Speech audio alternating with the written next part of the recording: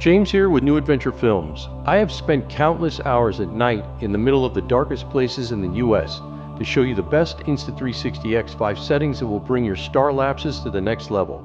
I even created an app that will help you decide when to do your Starlapses. Creating Starlapses with the Insta360 X5 is easy, but you have to know how to set it up the right way and where and when to go to get amazing results.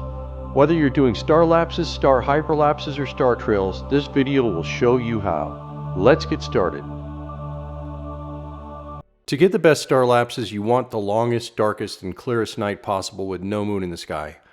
You can make a Starlapse with the moon out or on partly cloudy nights or near city lights, but it won't look as good as a dark sky. And with the moon out, you could see the shadow of your tripod move in the video like you see here.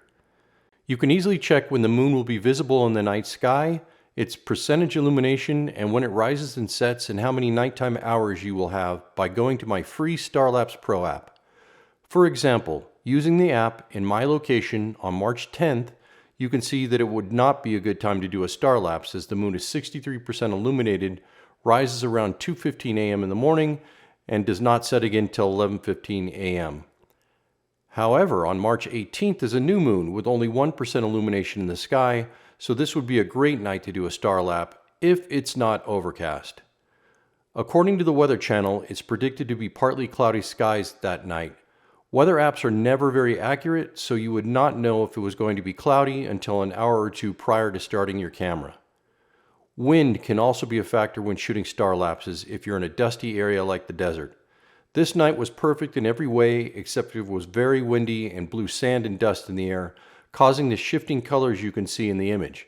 So watch out for high winds as well.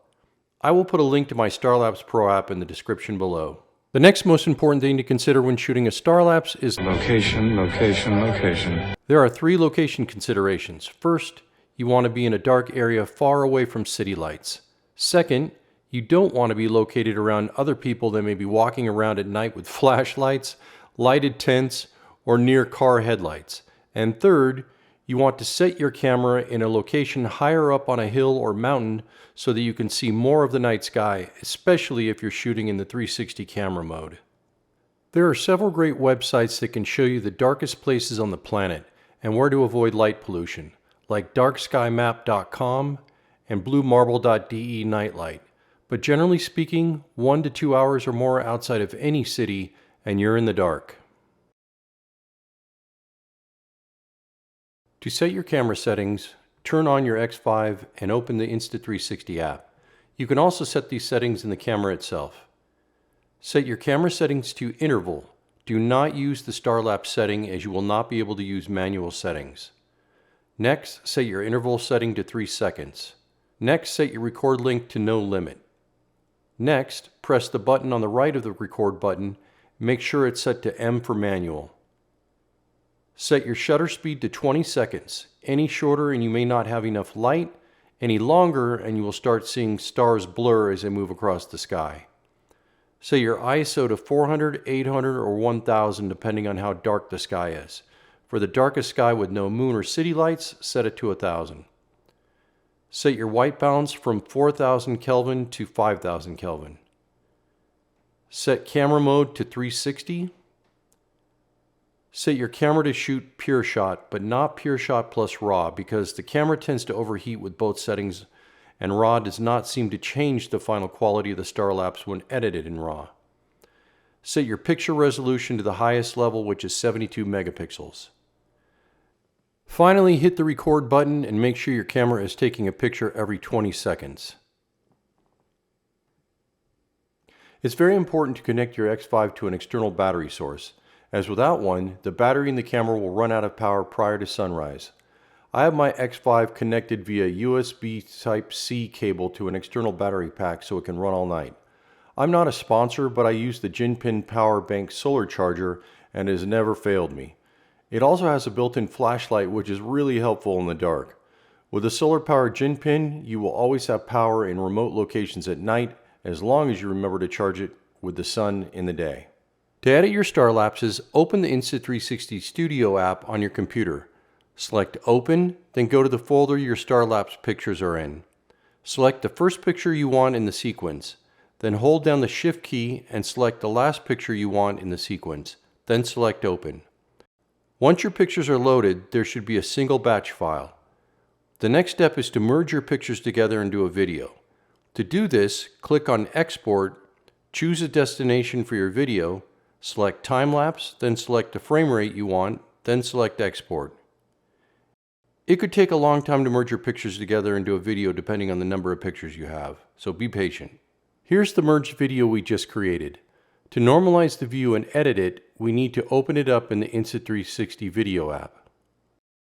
Okay, so we have our merged picture in here in the 360 Studio. If we pan through this, we could see all the movement and then all the way to sunrise. We don't want it to come all the way to sunrise. We want to stop it before the sun gets too bright in the sky. So we're going to stop it about here on the right-hand side. So we're going to drag this bar over to where it's going to end, right there.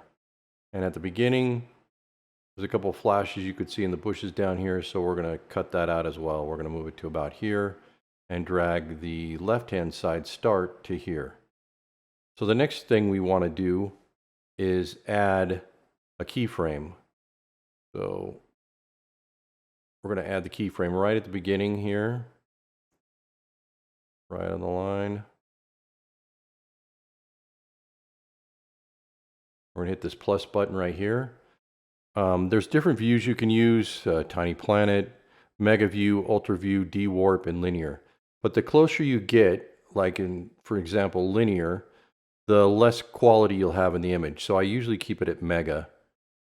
And what we want to do is make a hyperlapse out of this. So we're going to add another keyframe at the end and have it move to that position. So what we want to do is, using the mouse, drag the image over just a little bit, not too much or it goes too fast. So maybe to here. And we're going to add another keyframe. We're going to make sure that the angle is 0 so we don't pan up or pan down. And now when we run this, you're going to see it move slowly across the sky.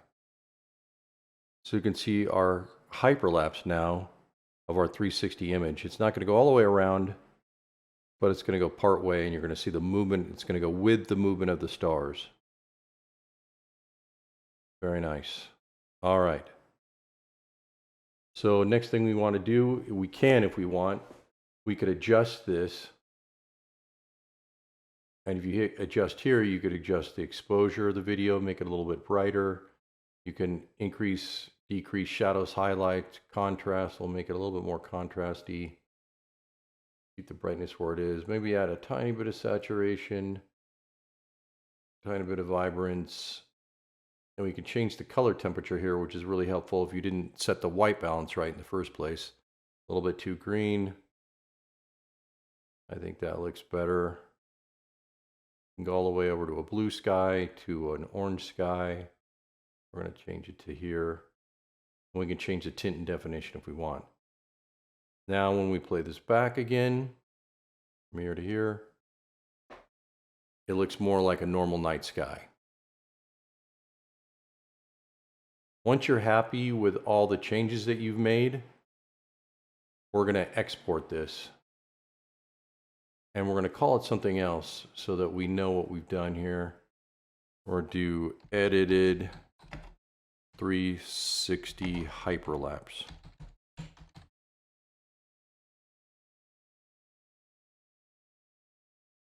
Now we want it to stay in 4K, so 3840 by 2160. And the bit rate's fine at 100 megabits per second. You can set preset parameters here. I'm not going to do that right now, but you could set preset parameters for what you want this to end up to be, and also what your frame rate's going to be. But we're doing this at 30 frames per second, H.265. So like before, we're going to have to sit and wait. It doesn't take as long as when you're merging the files. Should be pretty fast. All right, let's look at our file. Here's our edited 360 hyperlapse. Going to click on that.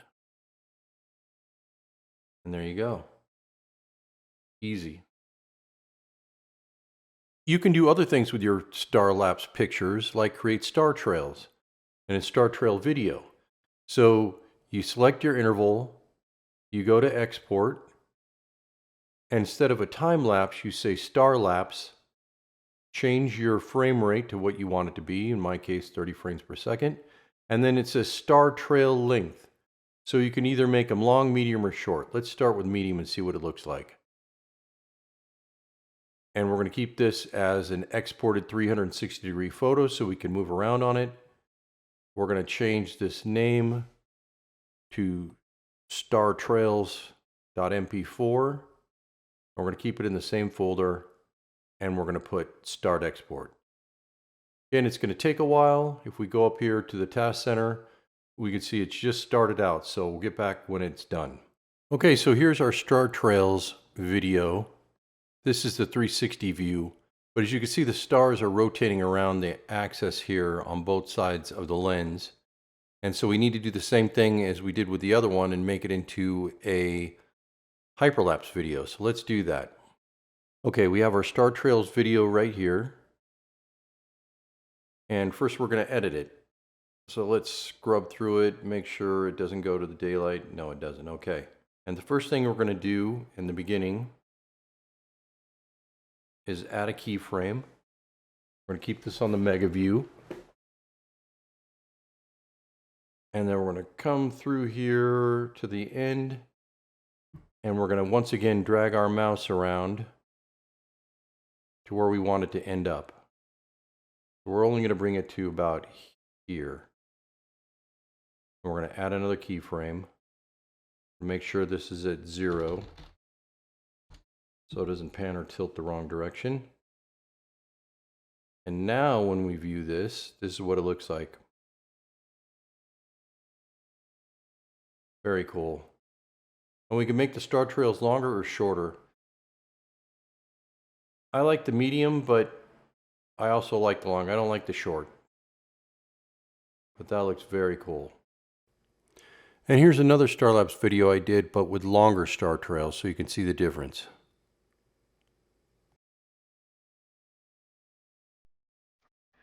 Now that you know how to create Starlapses and star hyperlapses with the Insta360 X5, plan your trips, get out there and watch the stars. And don't forget to add some celestial music to your star videos.